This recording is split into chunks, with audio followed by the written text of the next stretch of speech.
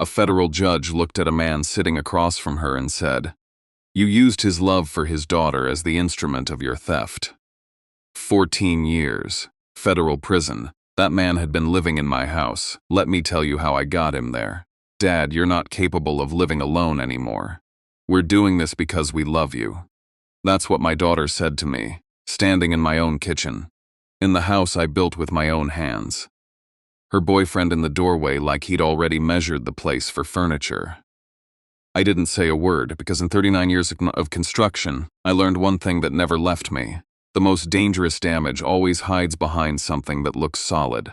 A wall can look perfect from the outside, painted, trim on straight, not a crack you can see, and be completely compromised inside.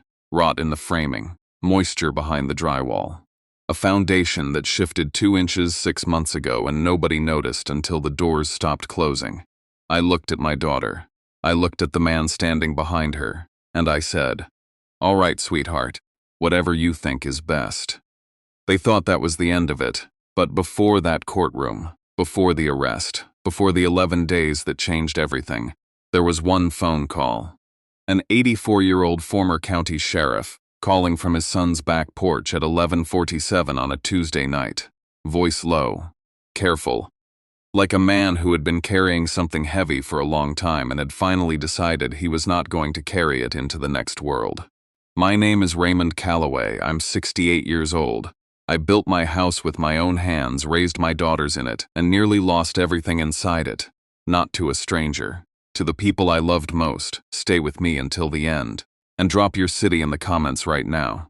I want to know how far this story reaches. Carol and I were married 32 years. She passed in 2020. Ovarian cancer. 6 weeks from diagnosis to funeral. One day she was complaining about being tired. The kind of tired she said felt different, deeper than normal. 6 weeks later, I was standing in a funeral home picking out a casket, and I remember thinking, I was just talking to her in the kitchen. I was just sitting across the table from her. How is it possible that I am standing here right now doing this? When you lose someone that fast, grief doesn't arrive all at once. It arrives in pieces. In objects. She used to hum while she made biscuits on Sunday mornings. Nothing in particular, just a low, wandering sound she'd make without realizing she was doing it. I still hear it sometimes when the kitchen is quiet and the morning light comes in at a certain angle. I'll be standing at the counter and for half a second I'll think she's right there. Just around the corner. We had built that house together. I bought the lot in 1986 for $18,400 cash, saved over 6 years of working every weekend I could find. I poured the back porch slab in 94-degree July heat while Carol sat on an overturned bucket with a green pitcher of sweet tea and watched me work. We moved in that November. That house was not a financial asset to me. It was the physical record of everything I had ever built, earned, and refused to let go of. The chair was one of those objects, dark green velvet, worn thin at both armrests from 30 years of use. Melissa and her boyfriend Derek had been living in my house for 3 weeks. I came downstairs one morning and the chair was gone. In its place was a brown leather sectional, new, still carrying that factory smell, pushed at an angle that blocked the window. Carol had always kept clear because she said morning light came through it like honey. Derek was already in the kitchen. He came in with a mug of coffee and said, "Cleared some space in here. Opens the room up, right?" The way you'd say something to a child. Cheerful, uncomplicated. Not really a question. I looked at the space where the chair had been. I didn't say anything. I didn't ask where he'd put it. I didn't tell him what that chair meant or why he had no right to move it. I turned around and I went upstairs, got in my truck, and I drove to Beaumont's Hardware on Route 9, the same hardware store I'd been buying supplies from for 30 years.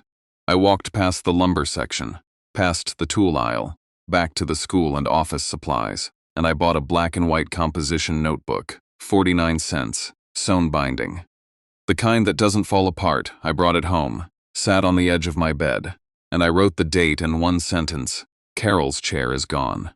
He moved it without asking.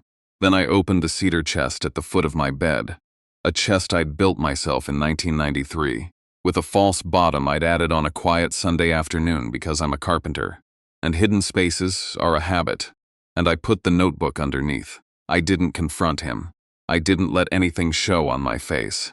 Because Carol had told me something once, 30 years ago, when I was furious over a dispute with a general contractor who'd undercut a job I'd put 6 months into winning. I wanted to drive to his office and say everything I had in me to say. She'd looked at me across the kitchen table and said, "Raymond, the man who acts in the middle of his anger always gives the other man the advantage." I had kept that sentence for 30 years. Now I held it the way I hold a hand tool that's exactly right for the job. I didn't give Derek the advantage. I started writing things down, what I didn't know yet. And this is the part that still sits heavy with me when I think about it. Derek had already contacted a private psychiatric evaluation service 8 weeks before he moved in. 8 weeks before the chair was moved, before a single conversation about helping me had taken place. He had filed an initial inquiry, described fabricated symptoms, and requested pricing on a private commitment evaluation. The confirmation of that inquiry was sitting on his laptop in what used to be Carol's sewing room, 3 feet from where I was sleeping. The plan was never to help me. I had been the target before I even opened my front door. 18 days after the chair disappeared, Melissa knocked on my bedroom door before I was dressed. Soft knock, the way she used to knock when she was 12 and needed to ask something. Careful, considerate, the knock of a kid who understood that some spaces were private. I opened it, and she was standing there with a look I hadn't seen before.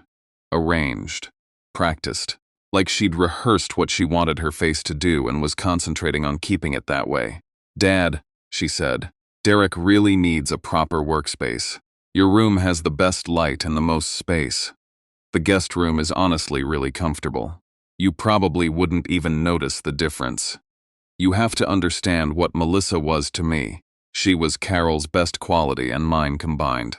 The kid who sat on my tailgate at job sites at 9 years old, asking questions smarter than most adults asked.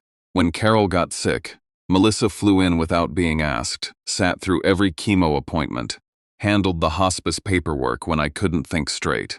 And that night in the driveway after the funeral, the dark, her hand on my arm. "You're not doing this alone, Dad. I'm right here." I had built 39 years of houses. I had never built anything as carefully as I had built my trust in her. "All right," I said, "give me an hour." She blinked, a small, involuntary thing like she'd expected resistance and didn't know what to do with the absence of it. I packed 2 canvas bags, moved myself down the hall to the guest room, 12 by 11 feet, single east-facing window, narrow closet, a radiator that knocked once an hour through the night like a slow, patient heartbeat. I put 4 things on the nightstand. Carol's photograph from 1991, the day we got our occupancy permit on the house. Her standing in the framed doorway of the place we'd just finished building, laughing at something I'd said. My father's pocket knife, bone-handled, his initials scratched into the bolster. He'd given it to me the first year I worked for myself, and told me to use it to remind myself that a man who makes things with his hands is never without resources. A battery-powered clock, and the composition notebook, not because I needed them nearby. Because I needed to know exactly where they were. Choosing what goes on your nightstand is a decision about what you refuse to let be diminished.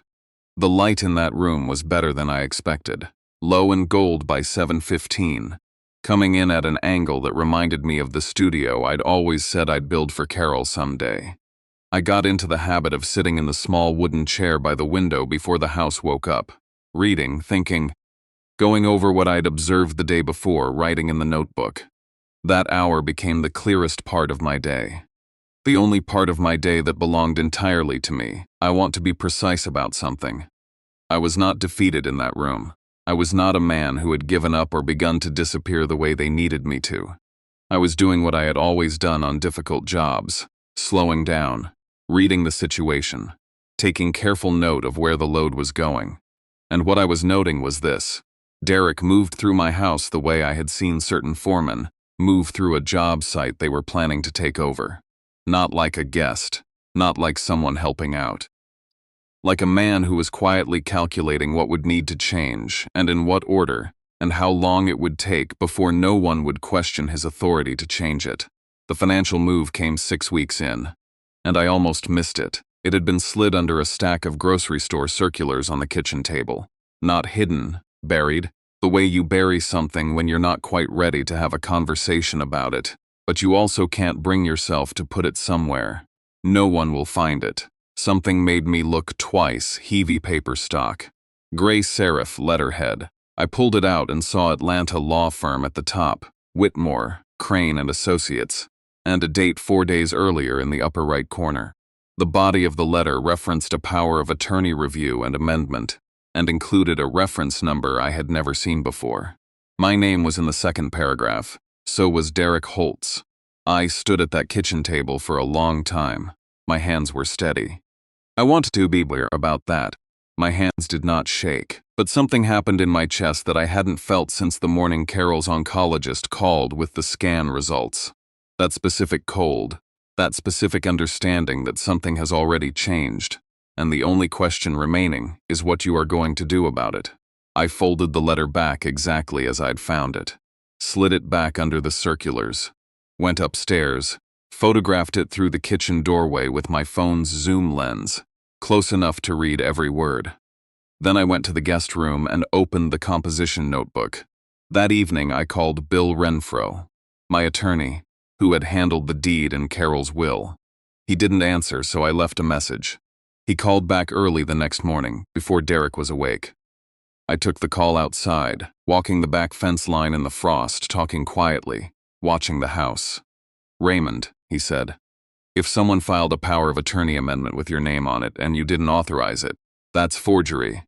Don't sign anything else, don't move anything, and get me copies." I told him I already had them. He was quiet for a moment. I kept walking the fence line, the frost crackling under my boots, watching the back windows of the house in case Derek appeared. Then he said, "I'm going to refer you to someone better equipped for this than me. Her name is Patricia Owens, Chattanooga. She handles exactly this kind of case, for us." That word sat in my chest like a cold nail the rest of that day, not because it shocked me, but because it named what I had been sensing without being able to articulate. It named the thing precisely, and once you have the right name for something, you know what tools you need. I wrote Patricia Owens's name in the composition notebook, underlined it twice. The ask to leave came on a Sunday. Derek framed it as a kindness. His brother had a cabin up in Blue Ridge, empty for the month, and wouldn't the mountain air do me good? "Some space to relax," he said. "Good for me at my age," he said. He put his hand on my shoulder when he said it, and his voice was warm and reasonable the way a man's voice gets when he's already decided what's going to happen and is only informing you of it. I said, "Sure, Derek, that makes sense." I packed 2 bags, the first bag, clothes, medication, Carol's photograph, the composition notebook, and a manila folder I had been quietly building for 3 weeks. A copy of the Whitmore Crane letter, 2 bank statements that showed wire transfers I had not initiated, Bill Renfro's handwritten notes from our fence line call, and a photograph I'd taken of a second document I'd found in Derek's workspace. An intake form with my name printed across the top and boxes for psychiatric symptoms, several of them already checked. I knew what that form was. I had seen enough of them referenced in the legal articles Bill had sent me after our call. The second bag, a set of chisels my father gave me the first year I worked for myself. His initials scratched into the handles, same letters as the pocket knife. I had used those chisels on the door frames of this house, the original door frames I'd cut and set in 1987. I was not leaving them in that house unattended. Some things you don't leave behind. Before I walked out the front door, I stopped in the living room. I stood in the living room. The blocked window, the empty corner where Carol's chair should have been, the walls I had built with my own hands. I picked up my bags and walked out. In the truck, before I started the engine, I opened the composition notebook to a clean page and wrote 2 lines. "I built this house." My name is still on the deed. Both of those things are still true. I sat there for a moment after I wrote that. The pen in my hand, the engine not yet started, the house behind me, 39 years of work, 32 years of marriage, a daughter who had sat on my tailgate and asked me how things worked, and listened to every answer, and I was sitting in my truck in the driveway of my own home, because a man I'd known for 18 months had decided the timeline was right to move me out. I thought about what Bill Renfro had said on the fence line that cold morning. Forgery. I thought about the composition notebook, and the 49 cents I'd spent on it, and the sentence I'd written on the first page. I thought about Patricia Owens and the yellow legal pad, and the question she was going to ask me when I walked into her office. Then I started the engine, and I drove north toward the mountains. I didn't look in the rearview mirror. I had already decided I was not going to look back at that house until my name was the only name on the deed. If you've ever been pushed out of something you built, your home, your business, your family, drop a comment below. Just your city. One word, I read everyone. The cabin in Blue Ridge was a small A-frame at the end of a gravel road through pine trees, dark and cold in the mornings, with a wood stove in the main room that I got going the first night and kept burning. There was a desk by the window that looked out over a narrow creek. When I arrived, there was a half-burned candle on the desk, a coffee ring on the surface, and a visitor's guide from 2019. I left all of it exactly where it was. That first evening, I called my older daughter Janet. She lives in Knoxville. She answered on the second ring. I told her everything. Slowly, in order, the way you walk a client through a damage assessment, not rushing to the conclusion, laying out each piece in sequence so the picture builds properly. The chair, the bedroom, the document, the bank statements, the intake form, Bill Renfro's referral to Patricia Owens. When I finished, Janet was quiet for a moment, long enough that I could hear the television in the background at her house, and then the sound of her moving somewhere quieter. Then she said, "Dad, Melissa called me about 2 weeks ago. She said you'd been confused lately, forgetting things, getting disoriented. She said Derek thought you might need to look at memory care options." Something cold and precise settled in my chest. Not anger. I want to be clear about that. Something more like the feeling of a measurement coming out exactly where you feared it would. Because I had not been confused. I had not forgotten a single thing. What I had done was stop reacting the way they expected me to react. I had gone quiet and watchful instead of anxious and dependent, and apparently stillness looks like cognitive decline to people whose plan depends on your appearing diminished. "Janet," I said, "I need the name of a good elder law attorney." She gave me one without hesitating, Patricia Owens, Chattanooga. Janet had looked her up 4 months ago, she told me. She had been waiting for the moment I was ready. After I hung up, I sat in the dark cabin for a while, the wood stove, the creek running outside. I thought about what Janet had told me, that Melissa had already called her, that the story about me, the fabricated Raymond, confused and declining and in need of memory care, had already been delivered to my own family. The narrative existed before I had any idea it was being written. People who loved me had already received it and quietly worried about whether it was true. That was the piece that took longest to process, not the wire transfers, not the forged document. The fact that my daughter had looked at my older daughter and described a man I didn't recognize and called him by my name. I called Patricia Owens's office and left a message. Her voicemail was brief and professional. Name, firm, leave a number, no hold music, no automated reassurance. I liked that. She called back the next morning at 7:52, her first words, "Mr. Calloway, Janet called me last night after you did. I've been up since 5 reviewing what she told me. Tell me everything from the beginning. Don't leave out the parts that seem small." Patricia Owens kept her office in a converted Victorian in Chattanooga. The one personal item I noticed was a framed cross-stitch behind her desk. Patience is not passive. It is the most aggressive thing in the room. Before she said a single word about my case, Patricia set a yellow legal pad on the desk between us, uncapped a pen, and said, "Tell me what you signed and when, that's all. No preamble, no sympathy face. Just a direct question. The way you ask a question when you actually need the answer. A carpenter's question." I gave her a carpenter's answer. She read through every document I had brought, every page in sequence, without rushing. I watched her face. She kept it flat and controlled. The way I keep my face flat when I'm reading a structural report I already know is going to contain bad news. Then she stopped at page 4 of the household agreement. I had signed 14 months earlier in my kitchen, with 2 glasses of wine in me and my daughter's hand on mine. She read something twice. She looked up. "Mr. Calloway, what you signed is a document granting Derek Holt financial power of attorney over your affairs, effective the moment any licensed physician documents that you are unable to manage your own affairs." She turned the page toward me and pointed to the clause.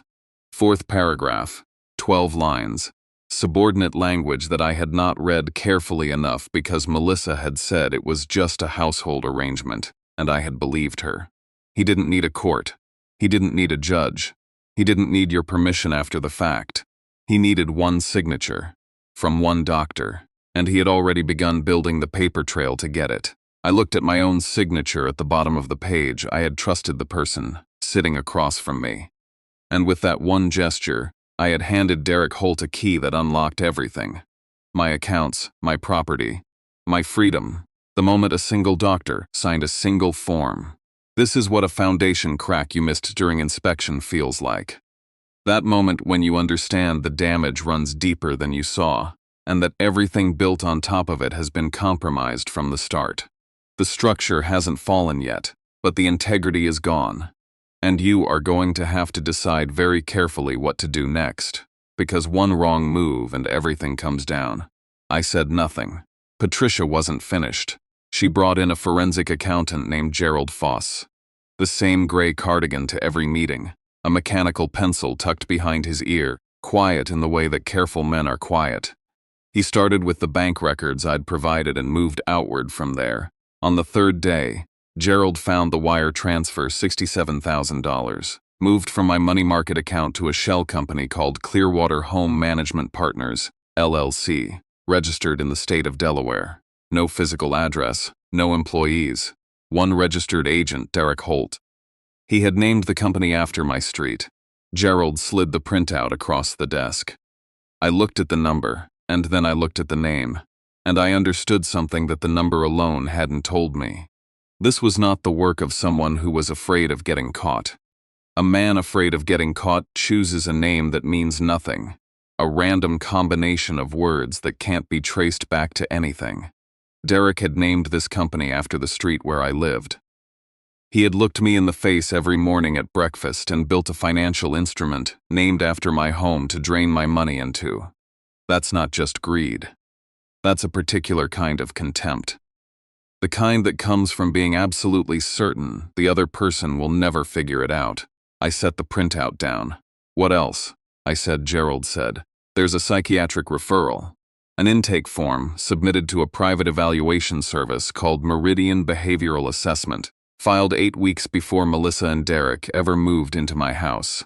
Derek's personal email address on the submission header, my full name, my date of birth, my social security number across the top of the form, and below the personal information, a symptom history, progressive confusion, disorientation in familiar environments, significant memory gaps, inability to manage daily financial and household activities, increased agitation and suspicion of family members." He had written it himself. No physician had assessed me. No clinical interview had taken place. Derek Holt had sat somewhere, maybe at the desk in what used to be Carol's sewing room, 3 feet from where I slept, and fabricated a medical history for me, and submitted it under my name to begin building the official paper record that a psychiatric facility would need to admit me without my consent. Gerald read the symptom list aloud when he finished it. When he stopped, the office was very quiet. 47 homes, million-dollar projects, blueprints in 2 languages. And I was on a government form as someone who could not manage daily activities. He hadn't just tried to take my money. He had tried to take who I was. "What's the total?" I said. Patricia opened the summary document Gerald had prepared. She looked at me. Not the way you look at someone before delivering bad news, but the way you look at someone before you say something they need to hear clearly and without softening. "Between the wire transfers we have confirmed, the property lien filed against your deed that you were never notified of, and the pension access that was attempted through the forged power of attorney instrument, the total exposure is $2,100,000. $2,100,000, 39 years of weekends. Every job I worked before I could afford a crew. The pension I never borrowed against. The equity in a piece of ground nobody else wanted. Ground I'd bought for $18,400 and turned into something real with my own hands, with a forged signature. A fabricated medical history. A company named after my street. What do we do next? I said. Patricia said, we wait. We build the full picture first. I nodded. That was the right answer. That was the answer Carol would have told me to hear. That evening I drove back to the cabin. The wood stove was cold and I got it going again. I sat at the desk by the window and looked at the creek in the dark, and I did not eat the dinner I had stopped for on the way. I opened the composition notebook and I wrote one line. To 100, so-so'd. Gerald confirmed. Patricia knows. I am still standing. We knew what had been taken. We did not yet know how to prove it, in a way that would lock everything shut. How to show intent beyond a reasonable doubt to a jury that had never met Derek Holt and had no reason to believe he was anything other than a concerned son-in-law. The financial records showed theft. The fabricated referral showed planning. But Patricia needed one more piece. Something that established he had expected to benefit personally from my permanent removal. That piece was going to come from a source I had not expected. An 84-year-old man calling from a back porch in Harmon County, Georgia. At 11:47 on a Tuesday night, I was washing the dinner dishes when the phone rang. It was a Tuesday, 3 weeks after the meeting with Patricia and Gerald. The front had moved through early that evening and the creek outside was running loud from the rain. I had the wood stove going. The radio was on low, a country station out of Ellijay that faded in and out with the weather. The call came at 11:47 p.m. unknown number. Georgia area code. Harmon County prefix. I almost didn't answer. In the weeks since I'd left the house, I'd gotten calls I didn't want. Derek twice. The Meridian service following up on his referral. A number I didn't recognize that turned out to be a realtor Derek had apparently contacted about listing the property. I had let those go to voicemail and saved the recordings for Patricia. But something made me pick up this one. Raymond Calloway? The voice was old, not frail, seasoned. The way old timber sounds different from new wood, denser and lower, like it has earned its weight. This is Earl Dixon. I don't know if you remember me. I was sheriff of Harmon County for 22 years. Retired in 2014. I knew your father some. I knew Carol. I'm sorry about Carol. I sat down at the kitchen table. Earl Dixon. 22 years as Harmon County Sheriff. The kind of man who ran unopposed his last 4 elections, not because nobody wanted the job, but because nobody thought they could do it better. He'd been at Carol's funeral, stood in the back of the church, hat in his hands. When I caught his eye, he nodded once. That nod said more than most people's spoken condolences. He was not a man who called people at midnight. He said, I'm going to tell you exactly what I saw and exactly what I heard.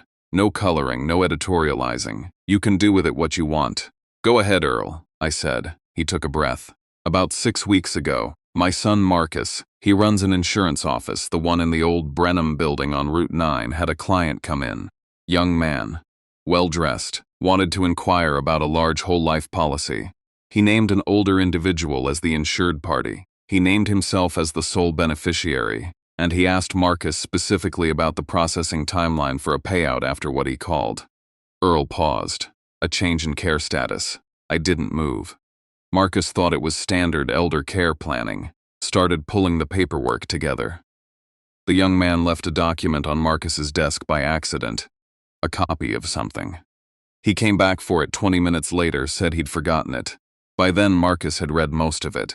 Another pause. The name on that document, Raymond, on that psychiatric referral, was yours, and the beneficiary named on the insurance application, $250,000, was Derek Holt. The wood stove ticked. The creek ran hard outside from the rain. I set the phone face down on the table for a moment and sat there with my hands flat on the wood. Derek wasn't just trying to drain my accounts through wire transfers and a forged power of attorney. He was planning to profit financially from my permanent removal. He had gone to an insurance office and applied for a life insurance policy on my life, with himself as the sole beneficiary. He needed me either committed to a facility and declared legally incompetent, at which point the forged POA gave him full access to my assets, or he needed me gone entirely, in which case the insurance policy paid out. That's not a financial scheme. That's a contract on a man's life. I picked the phone back up. Earl, I said carefully, what does Marcus have in writing? The policy application with Derek Holt's signature on it. The referral document. Marcus photographed it with his phone before Derek came back for it. And Marcus's own written account of the meeting, which I told him to write out in full and sign and date the day after it happened. A pause. I spent 30 years in law enforcement, Raymond. I know what a paper trail is. I know when I'm looking at one. And I know when I'm looking at someone who doesn't think they're going to get caught. Patricia had the financial records. She had the forged POA. She had the fabricated psychiatric referral filed under my name before Derek ever set foot in my house. What she did not have was proof of intent. A document in Derek's handwriting with his signature on it, establishing that he expected to benefit personally from my permanent incapacitation or death. Marcus Dixon had that document, and Earl Dixon had made sure it was preserved. Earl, I said, why tonight? 6 weeks you've been sitting on this. He was quiet for a moment. Then he answered, without hesitation, like a man who has gone over the words enough times that they've stopped being words and become something more like a statement of fact. I am 84 years old, and I have a cardiac review scheduled next Thursday at the hospital in Macon. I am not going to leave this world knowing what I know, and having said nothing. Something settled in my chest. Not relief. Relief would come later. Something structural. The specific sensation of a load-bearing element finally landing in the position it was designed to occupy. The case had been solid before this call. Now it was complete. Earl, can Marcus get those documents to my attorney? Already done, he said. I had him email them to Patricia Owens in Chattanooga at 9 o'clock tonight. She should have them waiting when she gets in tomorrow. I opened the composition notebook. I picked up the pen. Thank you, I said. Don't thank me, Earl said. Just make it right. The call ended. I sat at the cabin table for a long time. The wood stove, the rain on the roof, the creek, the dark outside the window. I wrote one sentence in the notebook. Earl Dixon called tonight. The paper trail is complete. Then I called Patricia. It was past midnight. She answered on the second ring. Raymond, this is what we needed. I'm calling the GBI first thing in the morning. The coordination took 11 days. Patricia worked with the Harmon County District Attorney and the Georgia Bureau of Investigation's Financial Crimes Unit. Marcus Dixon gave a full formal statement. Every detail of Derek's visit, the policy application, the referral he'd photographed. Earl Dixon sat with a GBI investigator for 3 hours at his son's house and gave his account the way a 30-year law enforcement veteran gives an account, sequentially, precisely, without embellishment, and unimpeachable. At 9:15 a.m. on a Thursday morning, 2 GBI investigators and a Harmon County deputy sheriff walked up the front porch steps of my house on Clearwater Road and knocked on the door. At 9:22 a.m., Derek Holt was placed under arrest, wire fraud, elder financial abuse, forgery of a legal instrument, conspiracy to fraudulent psychiatric commitment of a protected adult. At 9:30 a.m., Melissa was taken in for questioning. I was not at the house. I was at the diner in Blue Ridge, the corner booth I'd been using for 3 weeks, the one by the window that looked out over the mountain road. Coffee on the table.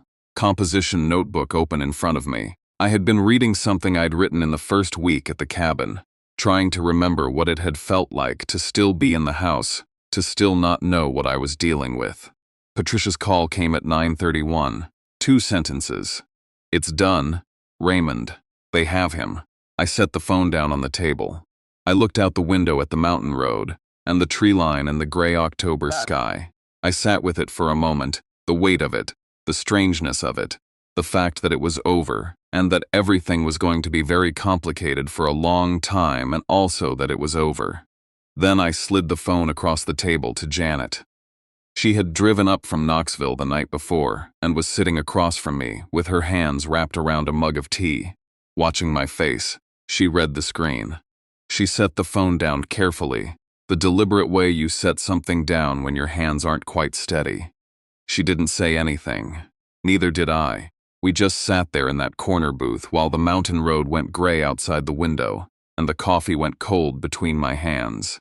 And it was enough. 4 days later, I was home. My attorney handed me the corrected deed document in my own kitchen. Lien vacated. My name fully restored. The forged power of attorney instrument formally nullified by Harmon County Superior Court. She said, "Your house, Mr. Calloway," as it always was. I set the document on the kitchen counter and walked to the garage. Carol's chair was there against the back wall, covered with a tarp they'd thrown over it like it was surplus furniture. I pulled the tarp off. The velvet was dusty but intact, dark green, worn thin at both armrests from 30 years of use, exactly as it had always been. I picked it up myself. It was heavier than I remembered. The way things you love always feel heavier when you lift them after a long time apart. I carried it into the living room, set it back in its corner, positioned the brass floor lamp at the angle she had always needed, the one that hit the page without catching the glare off her reading glasses. I stood back and looked at it for a long time.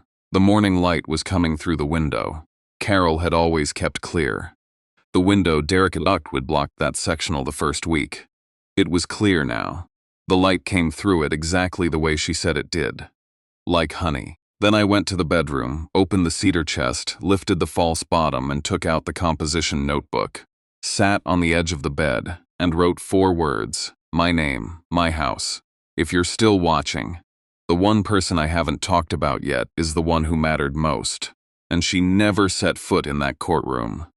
Derek Holt went to trial 8 months later. Patricia had spent 11 months building a case made of specifics. Every date, every document, every dollar. The jury had it all. Melissa cooperated fully with prosecutors. She had known more than she admitted, for longer than she should have. She received a plea agreement, 3 years probation, mandatory financial restitution, and a civil judgment that would follow her for years. Before I walked into the courtroom to testify, I stood in the hallway and I thought about that night in the driveway after Carol's funeral. The dark, her hand on my arm. You're not doing this alone, Dad. I'm right here. I had built 39 years of houses. I had never built anything as carefully as I had built my trust in her. And I had been standing in a federal courthouse hallway about to testify against the man she had helped into my home. She did not look at me when I walked in. I did not make it easy for her. I testified on the second day. I wore the blue suit I'd bought for Carol's funeral, the only suit I own, pressed and hung carefully since. Sitting in that witness box, I felt the specific gravity of a space where what you say becomes permanent. 41 minutes on the stand. I described every document, every date, every dollar amount. I described the composition notebook, what I had written in it, when I had written it, where I had kept it. I kept my voice the way I keep my hands on a job that requires precision. Steady, because the work demands it, and because anything less is a disservice to the materials. When Earl Dixon's video testimony played, the courtroom changed. He had recorded it from his son Marcus's living room, seated in a high-backed chair, dressed in a collared shirt, hands folded in his lap, 84 years old. His face carried the particular kind of gravity that belongs to people who have spent their lives in close proximity to serious things. He spoke for 11 minutes. He described Derek's visit to Marcus's office, the policy application, the referral that had been left behind and photographed, his own decision 6 weeks later to make a phone call at 11:47 on a Tuesday night. When the recording ended, Judge Alice Reyes looked down at her notes and wrote something deliberately, taking her time with it. The courtroom stayed quiet in a way that felt less like silence and more like collective weight. The verdict came on a Friday afternoon. Guilty on all counts, Judge Reyes sentenced Derek Holt to 14 years in federal prison and ordered $1,247,000 in restitution, recoverable from the frozen LLC accounts, the seized assets, and the life insurance policy proceeds that had been held from the moment of his arrest. Before she closed the file, she looked at him directly. The courtroom was absolutely still. She said, "You entered a grieving man's home under the guise of care, and you used his love for his daughter as the instrument of your theft. This court does not treat the weaponization of family as a mitigating factor. It treats it as an aggravating one." Derek did not look back as the marshals led him out of the room. Jeanette took my hand. I sat in that courtroom and I felt nothing I expected to feel. Not satisfaction, not relief, something quieter than both of those. The specific stillness of a structure that has finally been assessed correctly and can now at last be repaired. Carol's chair is in its corner. The deed is clean. The composition notebook, all 43 pages of it, was entered into evidence and returned to me after the trial concluded. It lives in the cedar chest now, under the false bottom where I kept it all along. People ask me about Melissa. I don't have a clean answer, and I'm not going to pretend I do. She was not the architect of what happened, Derek was. But she was in that kitchen the night I signed those papers. She stood there with her hand on mine and her mother's eyes, and 32 years of my trust behind her, and she let me sign. We have spoken 4 times since the trial, short conversations, careful. Like 2 people standing on opposite banks of something that used to be crossable, something that was a river once and is now something harder to name. I do not know yet what we are rebuilding, or whether what was broken can be rebuilt at all. I think about her the way I think about a wall with damage behind the drywall.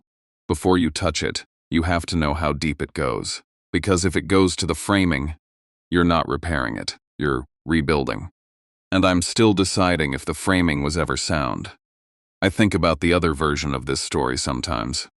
The version where I got angry the morning Carol's chair disappeared, where I walked downstairs and found the sectional, and said everything I had in me to say to Derek, right there in the living room, where I gave him proof, recorded, witnessed a matter of record, that I was volatile, unpredictable, a danger to myself. I would have been sitting in front of a psychiatrist at Meridian Behavioral Assessment within 3 weeks, with a fabricated symptom history, and no paper trail of my own, and no legal counsel, and no composition notebook full of dates and observations to contradict whatever they put in that report. Rage would have cost me everything. What saved me was 49 cents. If you're listening right now and something in this story feels familiar, the moved object, the document you didn't read closely enough, the slow and accumulating feeling that your authority in your own life is being quietly taken from you. I want to say this to you directly, without softening it. You are not too old to fight. You are not too confused to trust what you are seeing. The details that feel small are not small. Write them down, date them, keep them somewhere safe. Find one person who has nothing to lose by telling you the truth, and when they call you at 11:47 on a Tuesday night, pick up the phone. Don't mistake silence for surrender. Some of us are quiet because we are paying attention. My name is Raymond Calloway. I am 68 years old. I built this house with my own hands, and my name is on the deed, and Carol's chair is back in the corner where it belongs, right where it always should have been. If this story gave you something, hit like and subscribe. More stories like this one are coming. Real ones, drop a comment, your city, one word, or tell me if you've ever been through something like this. I read every single one.